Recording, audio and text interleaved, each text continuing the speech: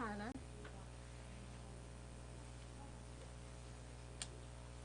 You want to sit? We can sit.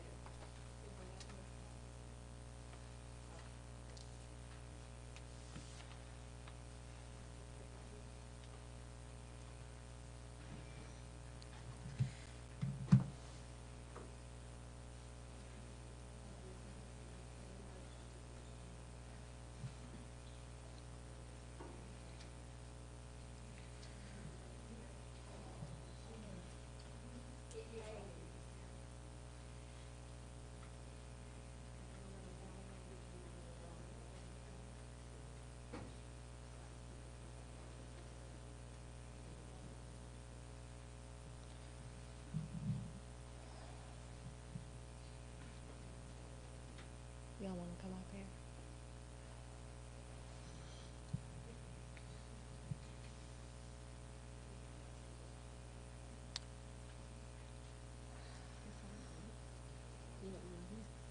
That's fine.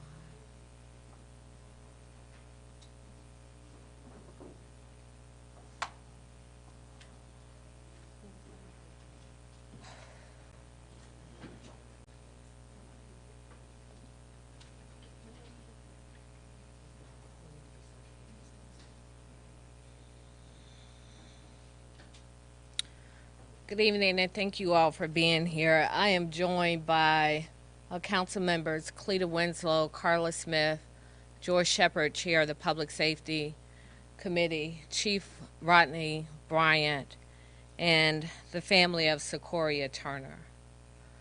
The last few press conferences I have given have been regarding challenges that we have had with interactions with our police officers and with our communities. The last being the shooting death of Rayshard Brooks.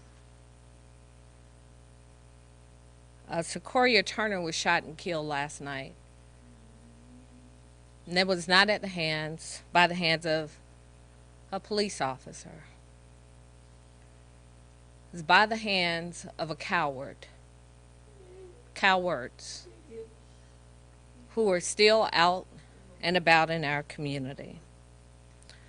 This happened at University in Pryor, near the Wendy's where Rayshard Brooks was killed a few weeks ago.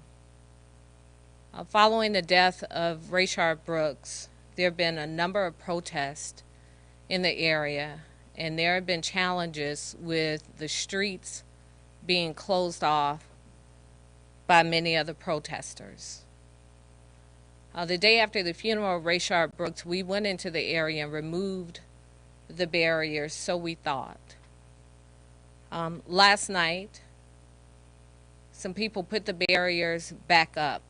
I received a notice about 45 minutes to an hour that the barriers were back up before I received the message that little Sequoia had been shot and killed.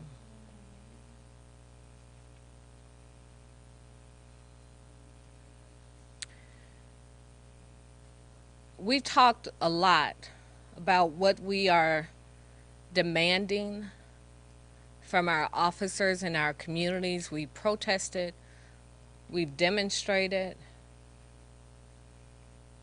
we've been angry, we've cried, we've demanded action. Well, now we're demanding action for Sequoia Turner and for all of the other people who were shot in Atlanta last night and over the past few weeks, because the reality is this: these aren't police officers shooting people on the streets of Atlanta. These are members of the community shooting each other. And in this case, it is the worst possible outcome. And there were 2 other people who were actually shot and killed last night, and several others. Enough is enough. Enough is enough. We have talked about this movement that's happening across America in this moment in time where we have the ears and the interest of people across this country and across this globe who are saying they want to see change. But the difference in this moment in time with the civil rights movement, there was a defined common enemy. So we're fighting the enemy within when we are shooting each other up on our streets in this city, and you shot and killed a baby. And it wasn't one shooter, there were at least two shooters. An 8-year-old baby. If you want people to take us seriously, and you don't want us to lose this movement, then we can't lose each other in this. And there are peaceful demonstrators across this city and across this country. And I applaud them and I thank them for being peaceful and for honoring the lives of so many people who have been killed in America because of injustice. That's an important movement that's happening. But this random wild, wild west, shoot them up because you can, it's gotta stop. It has to stop. You can't blame this on a police officer. You can't say that this is about criminal justice reform. This is about some people carrying some weapons who shot up a car with an 8-year-old baby in the car. For what?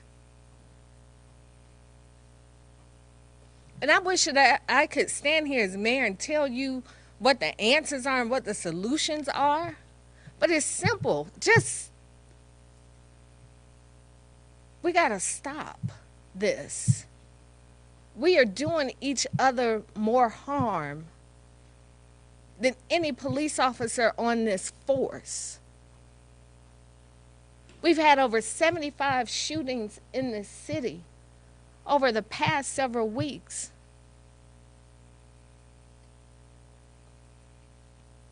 You can't blame that on APD. So I'm just asking you to please honor this baby's life. Please, if you know who did this, please turn them in. These people are a danger to all of us. And people have talked about people walking with carrying weapons at University in Pryor, and it's very serious, but the reality is this: Georgia is an open carry state. So the sad part is that they can walk around with weapons this long down our streets because the law in Georgia says that they can do it.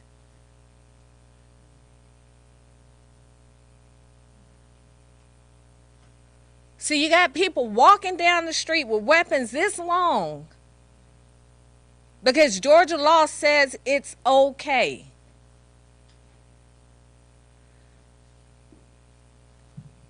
If you know who is out there, and not just Sequoia, everybody else who got shot last night and who's been shot over the past several weeks,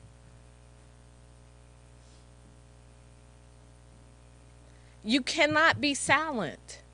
Your silence will not protect you.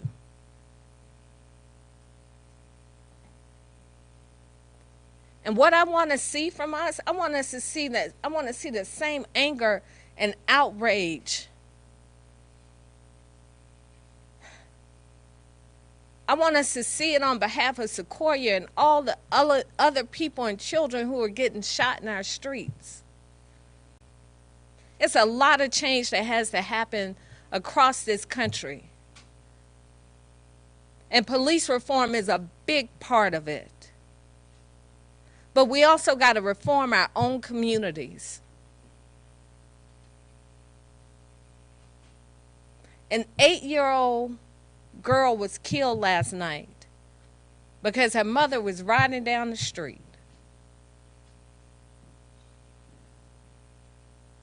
You don't want somebody on the streets who would shoot into a car randomly. If you know them, you need to turn them in. If you think you know anything, you need to speak it and you need to say it. Because if Sequoia was not safe last night, none of us are safe. With that, I'm going to turn it over to Chief Bryant for additional information. Thank you, Mayor.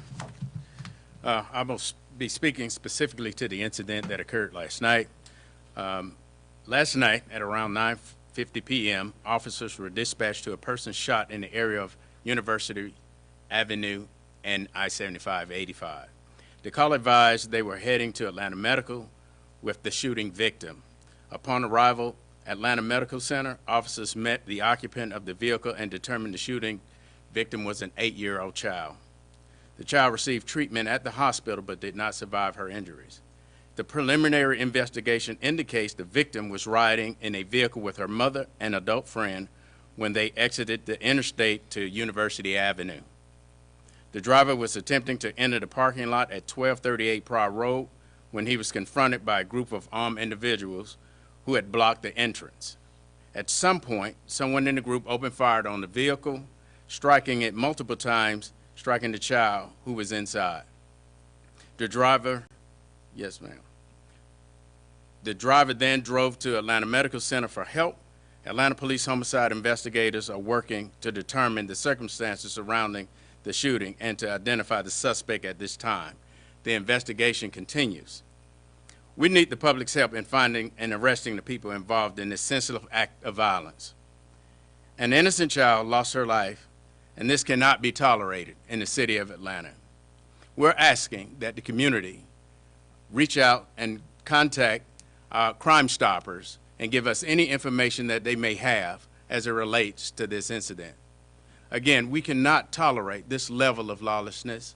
We cannot tolerate losing a child from the city of Atlanta. We have to do a better job as a community, as a police department, and as the citizens that live in this city. We can do better. We will do better. And as I spoke to the mother earlier, I assured her that we will work diligently to ensure that we bring these perpetrators to justice. I just want to touch on something else before I turn it over to Sequoia's parents. We had a lot going on in Atlanta last night. Our 911 system was flooded last night. We had people trying to burn down a Georgia State Patrol building last night. And it's my understanding that we now have people marching to one of our zones. When all of this is happening all at one time, even when we have all of our officers show up, which, by the way, they did last night. We didn't have any massive sick-outs last night. It begins to stretch our resources thin. And so I just want to remind everyone out there who is interested in participating in peaceful protest in the same way that protests happened throughout the civil rights movement. There was a time to go, and there was a time to pull back. So if you are a part of a protest or a demonstration that looks like it's going the wrong way, that's your time to pull back, because you are no longer a part of the solution. You are a part of the problem. There are thousands of people who are gathering peacefully to try and effectuate change in this country. And then there are those who are wreaking havoc. And they are doing it to the detriment of us all. In this case, it is to the detriment of the life of an 8-year-old child. So if you want to take a history lesson about how you make change, if you don't have time to read a book, go watch Selma, the movie. Think about when they got on the bridge and they got ready to walk over the bridge, and Dr. King said something's not right, and they turned around and they walked back. There may be times during this movement that's happening that you need to turn around and walk back. Because if you are a part of these gatherings that are becoming disruptive and becoming deadly, then on your hands too is the blood of Sequoia Turner. So I ask you all, please continue to gather peacefully. But if it looks like it is turning into something more than a peaceful gathering, please, please remove yourselves so that we can identify who the people are amongst us wreaking havoc and killing our children. Right. Mr. Williamson and Ms. Turner, did you all want to say anything?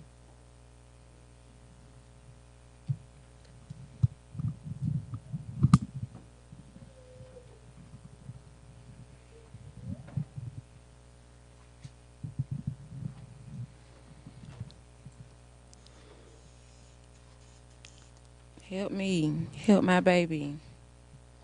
She was only 8 years old. Right now it's what, 30 minutes after the 6. She would have been on TikTok dancing in her phone. Just got finished eating. We understand the frustration of Rayshard Brooks. We understand. We ain't got nothing to do with that. We innocent. We didn't mean no harm.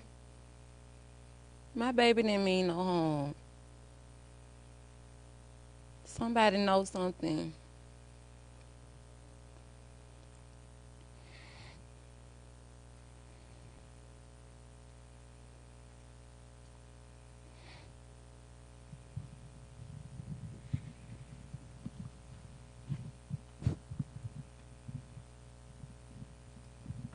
They say Black Lives Matter. You killed your own. Killed your own this time. Just because of barrier. They killed my baby because she crossed the barrier and made a U-turn. You killed a child. She ain't do nothing to nobody. They didn't give us time to make a U-turn. They started shooting on my car before we could even make a U-turn. Shooting my tires out. Like, why? But Black Lives Matter. My baby was shot in her bed. Killing your own. Nobody there to help You me. killed an 8-year-old child. Nobody. She ain't did nothing to now one of y'all. She just wanted to get home to see her cousin. That's all she wanted to do. She just wanted to get home. Had in my own.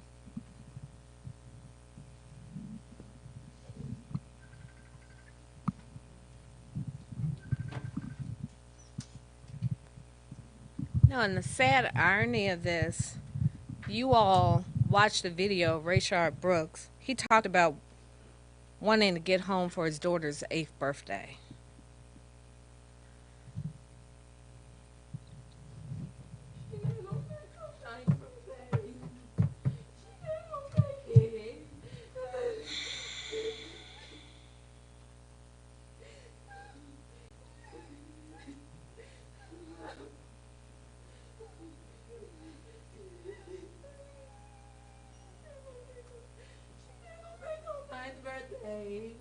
We didn't do nothing.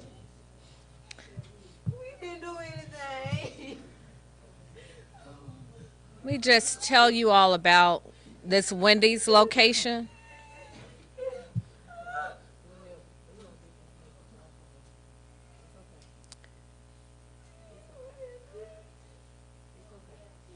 The time for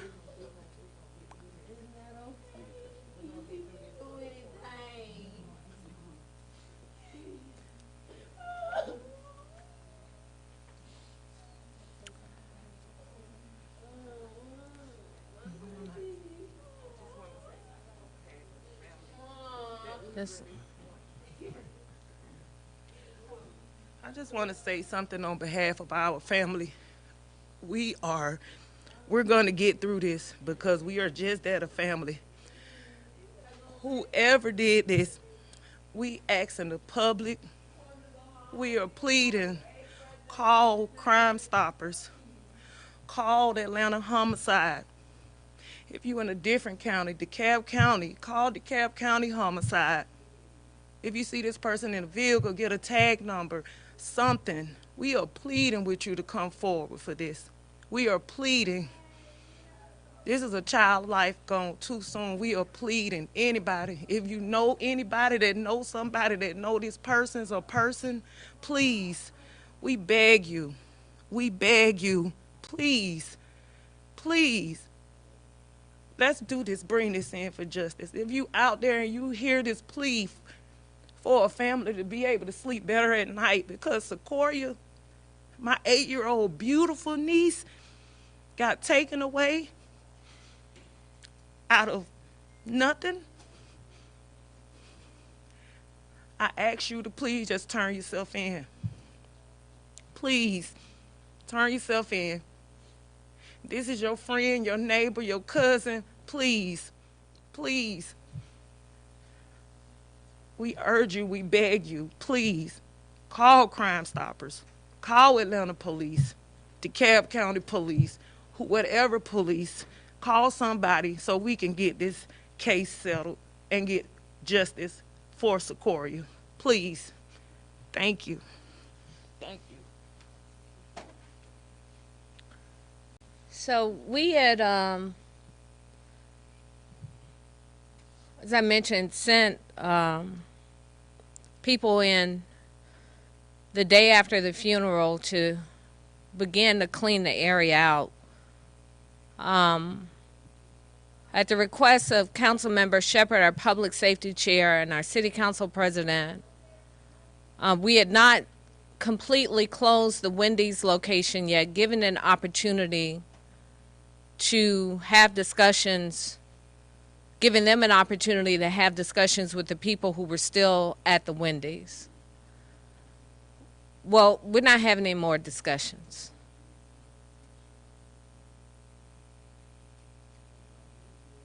It's over. It's over. We're not gonna keep. We're not doing this. It's over. So again, I tell you, if you are looking to be a part of a solution and not a problem, then you're gonna have to clear out of that area. Because it's discussion and mediation, and it's over. At the point that an 8-year-old baby is killed, the discussions have ended. Do you have anything else?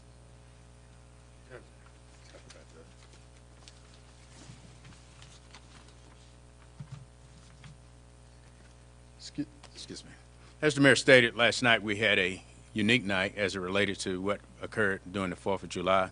We actually had 6 incidents involving shootings where 23 individuals were actually struck, and out of the 3, we had out of the 23, we had 3 homicides. And that was a very challenging night for us last night. Additionally, we had a traffic fatality and assisted, as the mayor stated, Georgia State Patrol as it relates to the incidents that occurred at their troopers' headquarters. And the mayor stated it clearly that our posture has changed as a result of how we will handle certain given situations. Again, we are in full support of those who are willingly to protest peacefully. But once we recognize that an individual is violating the law, we will assure you that we will take action. We cannot be in a space, it is clear that even in some of these peaceful protesters, that there are those that are infiltrating that with a whole different agenda. I think the mayor stated it clearly that one of the things that we must do for those that are in those peaceful protests is to separate themselves and point out those agitators and the people that are not part of their protests. That has been the most difficult thing for us to be able to do, is to manage a peaceful protest that is being overtaken by violent actors or agitators. And so going forward, we'll continue to support any level of peaceful protest. But once those protests start to take a different direction, we have no other alternative but to take action and address that accordingly. And that will be the stance that the Atlanta Police will take going forward. Thank you. Is there any question? Mayor Bond, multiple times you've stood up here and you've called on peaceful protests, but it continues to get worse and worse. Have you sat down with the chief? You guys actually have a plan in place to address what's been happening? Well, the reality is this: we have multiple peaceful protests each day. So it actually is not getting worse and worse. It's been getting better, but then we have these flare-ups, like the flare-up we had with the people trying to burn down the state patrol last night. And so I would say for every 100 gatherings, then we have an incident. And you know, it's frustrating because then we have to start diverting resources. And, you know, I just think it's time for all of us to take responsibility and to be responsible during this time. This is not the time for us to pull back on the number of people we have on the street. This is not the time for us to throw up our hands and say we're you know, everybody needs to be responsible during this time. I'll just say that. And that goes from every single elected official down to all of our police officers. And again, last night, all of our officers showed up. You know, and there have been these questions about whether or not I support our officers. I continue to support our officers. I've never stopped supporting our officers. I appreciate the jobs that they do, and I've said it repeatedly. When my nephew was murdered in a case of mistaken identity, who did I call on? I called on APD to help solve his murder. So I personally know how important our officers are. And I've met Chief Bryant when he was my zone commander in Zone 4. So I know what a good working relationship with our communities look like, and I continue to support that. But it's a tough time in our communities right now, and it's a tough time on our officers right now. We're catching it from every single side. And I just go back to something one of our student activists said during a meeting I had with them. He said, we got to stop having this us versus them conversation. This is a we conversation. For us to get out of this where we are, this is we. This is all of us working together, saying we all perhaps have fallen short and can do better. But it is extremely frustrating to have the entire nation, this diverse gathering of people, proclaiming that Black Lives Matter. And then you have two black men shoot a baby in the backseat of a car. That's frustrating. And I'm just saying, all of us, we all have to do better. We all have to do better. And this is not about the people who are gathering peacefully. This is about the people who are standing by where people are wreaking havoc and killing children, innocent people in our communities. One follow-up to that, and Chief Bryant can answer this as well. You just mentioned, obviously, you support the police. I've spoken to Black, white, Latino officers, and they feel like in the two cases that have obviously made headlines that they didn't get their due process, and it was a rush to judgment, and they feel as if when they're going out to police that they are, no matter what they do, whether it's justified or not, they're going to get charged and at least convicted in the court of public opinion. They don't feel like anybody has their backs, and therefore they've told me in conversations they don't want to be proactive because they're scared. They have families to go home to. So are you able to guarantee to them that if they do their job and the oath they took, that they will be able to go home to their families? So let me just address that, and our city attorney is here, so she'll correct me if I'm wrong. You know, and I'm very mindful of bringing this up about the historic pay raise that we gave the police officers, because I don't want anyone to think that I think this is about us paying more money. But the point of my bringing that up is that I didn't have the support of a single police union in the city, state, or country.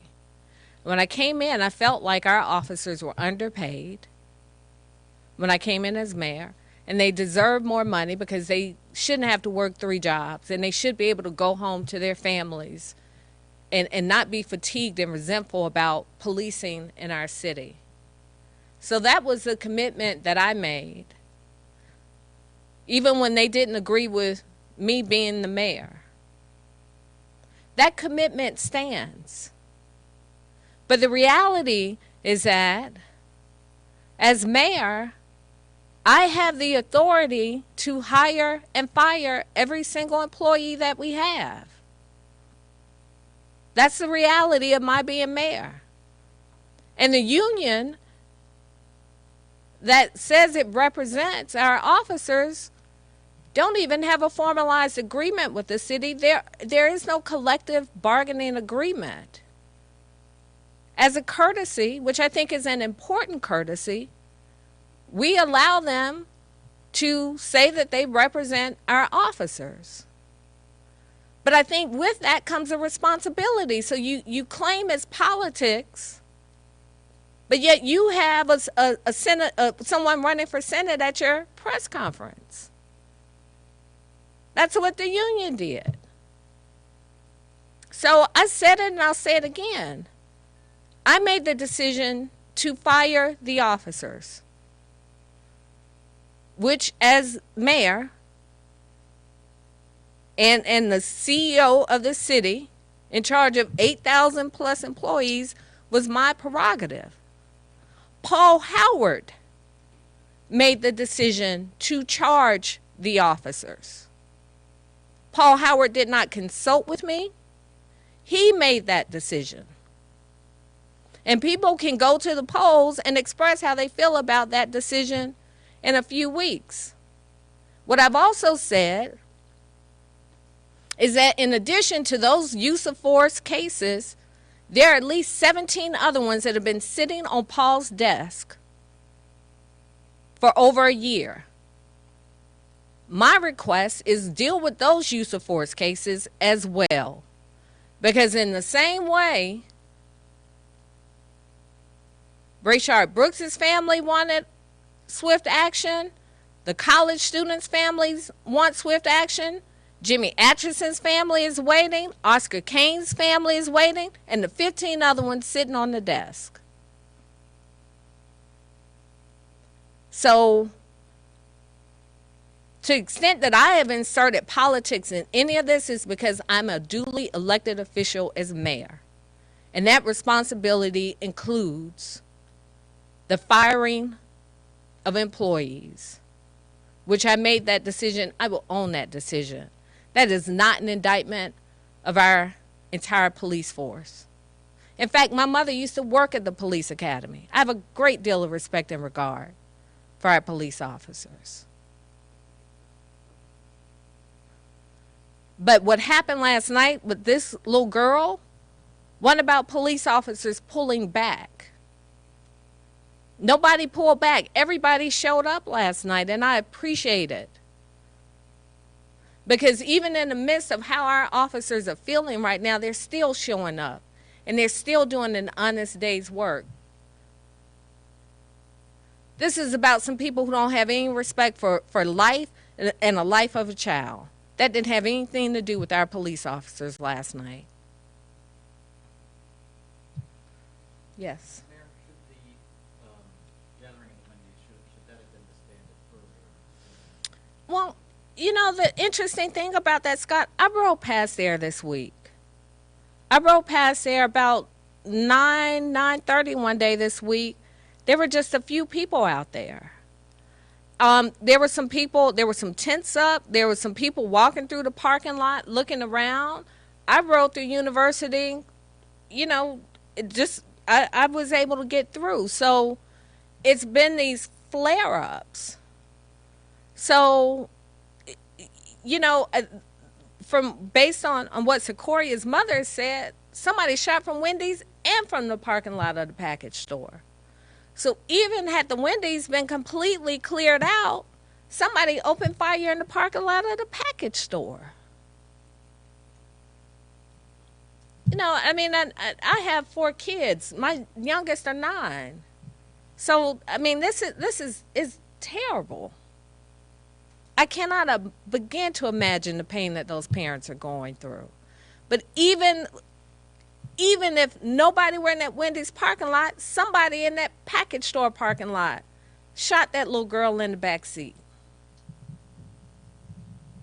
I just want to clarify, so the shooting was provoked by them crossing some kind of line or barrier, and then if people are also going for it to return to the area of Wendy's tonight or in the future, will there be specific actions that will be taken? I'm going to let Chief Bryant speak to that. But again, I'm just reminding you all, Georgia has an open carry law.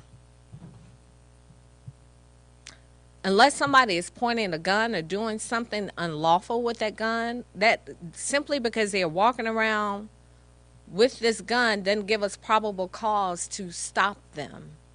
But I'm going to let Chief Bryant speak to that. And Nina, I don't know if you have anything to add to that, but.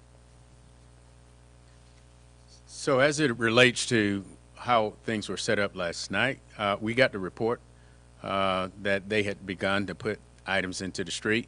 Prior to that, we had not had any reported incident that they were doing this. Based on the information of evidence that we have collected, is not determined. We can't fully determine if they had actually crossed that barrier or they were approaching the barrier, but they were attempting to get into the package store. What we do know is based on the information that the mother gave, they were challenged as they were trying to enter into the package store. So if they actually crossed the barricades, that's undetermined at this time because investigation is continuing.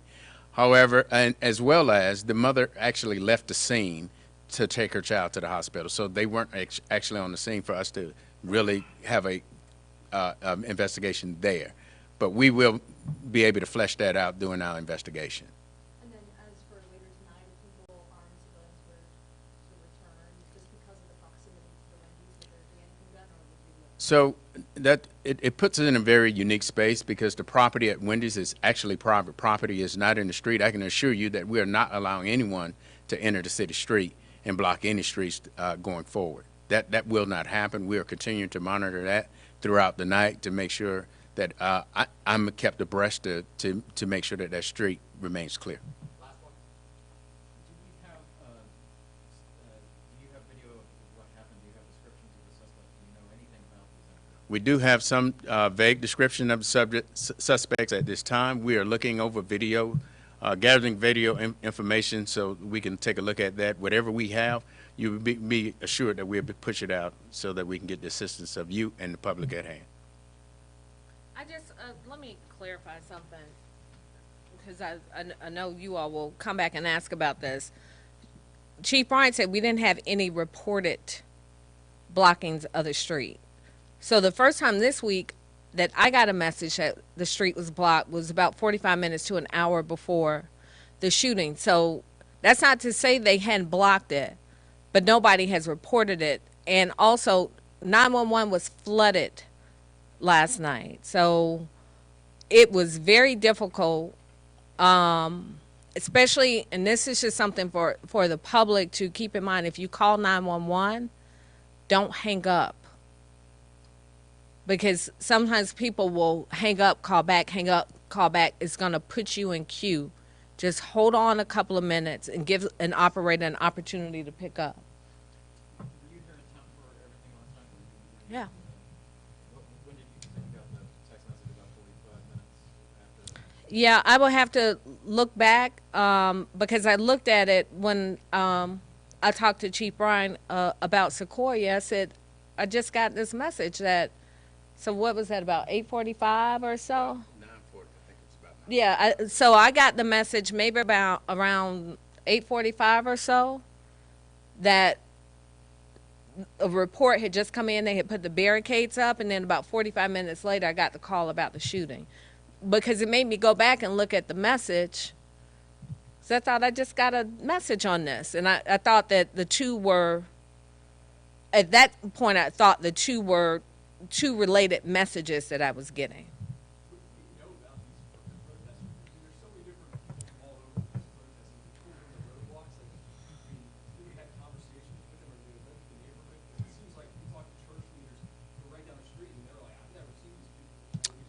know. Can you all speak to that? Okay.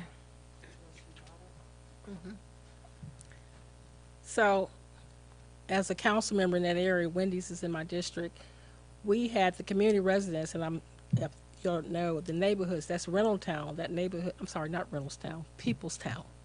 That's Peoplestown. So I had pulled together a collaboration working with Ms. Smith to begin to talk to the folks in the neighborhood in terms of their specifics on that. That included ministers also. We then began to go down and actually on the site and have began to interact with the folks who are actually on their site. And what Mayor Bottoms is saying is true. The folks there, we talked to them, had conversations with them in terms of what their needs were, what was their concerns, all of that. What we also did was we talked to them, we told them our concerns, and our concerns was very specific. The concern around the fact that the streets, there was danger. Folks who live in that community were scared to drive down University Avenue. That was one of the biggest concerns we told them, and that we just could not accept that. The police department a couple of weeks ago, I believe, week before last, actually stopped that from happening. And the next step was working with them is to say, and I had been talking to Wendy's along with the mayor's office in terms of actually securing the spot because folks was coming in and out of the Wendy's. So we began to have that conversation with them also. So some of the people out there were young men who were folks who basically just gathered out there. They started gathering out there as a result of the protests.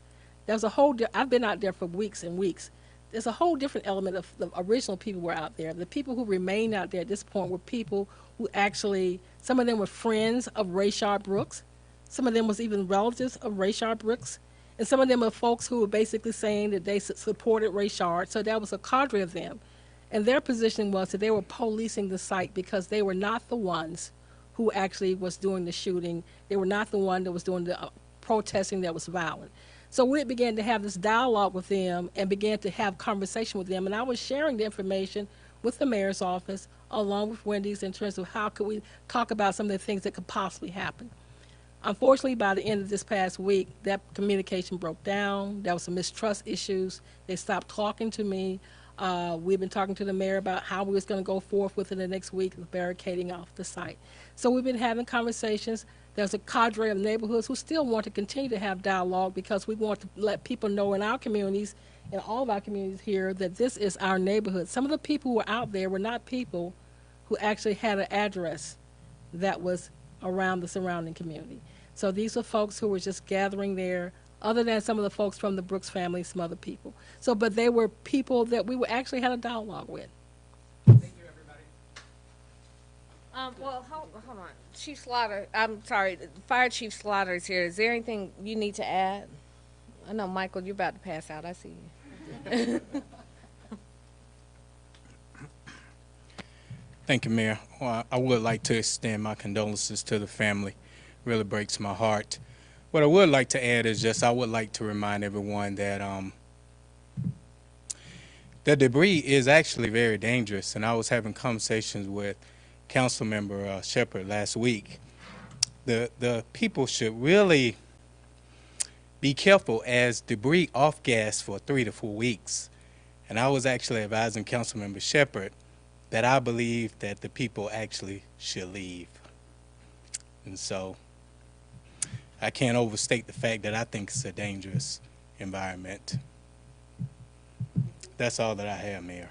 What kind of challenges that your firefighters have to face? I mean, obviously, they got to respond to shooting, stuff that's gone on over the last couple of weeks. You hear about police officers and another person trying to talk about the years and when they're dealing with. Yeah, absolutely. That's a great question. Going all the way back to the first Friday, it's been a very, very dangerous environment for our firefighters to have to respond under those conditions. If you can remember the night when the Wendy's burned, we actually had bricks and other debris thrown at the fire apparatus as they attempted to approach and actually extinguish the fire.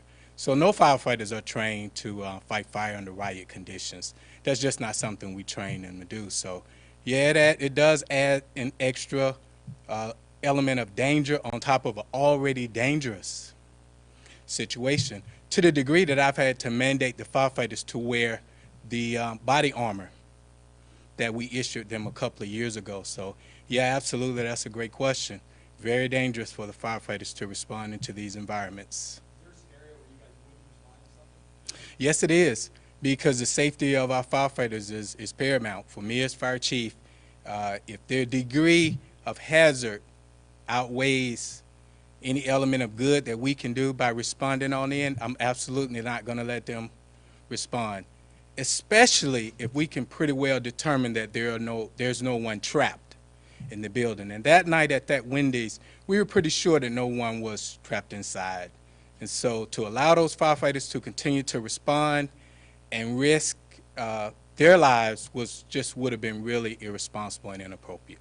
Now, since then, have you had any trouble accessing the building for possible further evaluation? Any barriers? We have not, and I met with the command staff and we determined, especially in light of the fact that it's a very active and open investigation, that it would not be appropriate for us to be over there on site at this time. Chief, were your officers on the way to take down those barricades? I mean, was anybody responding when you notified the mayor that there were barricades on the site? Were ABD responding to that action at all, or what was happening? Actually, as stated earlier, it was a really busy night. It was planned for them to go by, but we were addressing more prior urgent matters during that time. But that's why we got the text, so that we know that officers had to address that matter as well. Thank you. All right, thank you.